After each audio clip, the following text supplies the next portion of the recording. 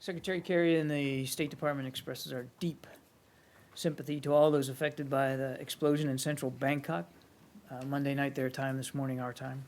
Our thoughts are with the victims and their families, and with the Thai emergency personnel who are working to help those injured.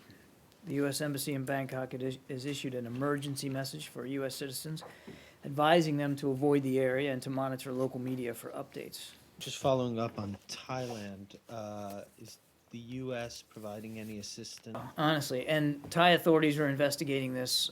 We don't have any information right now that would lead us to be able to describe the cause here, or if an entity is responsible and who that entity might be. We're just not there yet.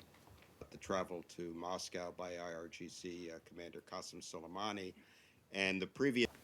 Secretary Kerry indicated to Foreign Minister Lavrov last week when they spoke, "We are gravely concerned by the sharp increase in attacks by combined Russian separatist forces across the ceasefire line in eastern Ukraine. These attacks continued this weekend, including to the east and north of Mariupol, apparently in an attempt to threaten that city. There can be no mistake about who is responsible.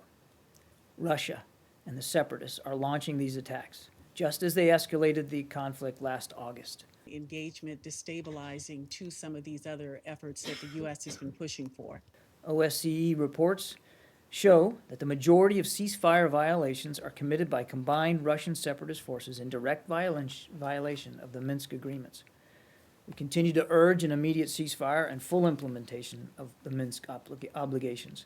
And we further remind that efforts by Russia and the separatists to grab more territory will be met with further costs. You conceded majority, which is, the other side questions, but what about Ukraine's violations? We have talked about this ad nauseum, and the vast majority of the attacks are coming from the Russian separatist side. Ukraine has a right to defend itself. Obviously, what we want from all parties here is to abide by Minsk, which means you withdraw and the violence stops, and you start sitting down and talking about a settlement going forward.